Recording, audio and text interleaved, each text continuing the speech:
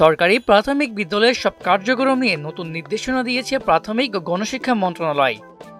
আগামীকাল মঙ্গলবার থেকে খুলছে দেশের সব প্রাথমিক বিদ্যালয়। প্রাথমিক ও গণশিক্ষা মন্ত্রণালয়ের এক বিজ্ঞপ্তিতে জানানো হয়, মঙ্গলবার থেকে সরকারি প্রাথমিক বিদ্যালয়, শিশু কল্যাণ ট্রাস্টের প্রাথমিক বিদ্যালয় ও উপানুষ্ঠানিক শিক্ষা ব্যুরোর লার্নিং সেন্টারগুলোর শ্রেণী কার্যক্রম সহ সব কার্যক্রম 2024 শিক্ষাবর্ষের বর্ষপঞ্জি অনুযায়ী চলবে।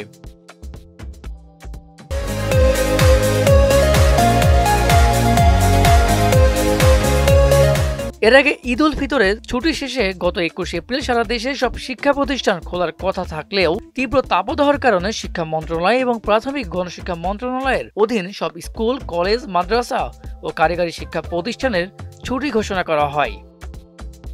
এদিকে দীর্ঘদিন পরে শিক্ষা প্রতিষ্ঠান খোলাতে উচ্ছ্বসিত শিক্ষার্থীরা।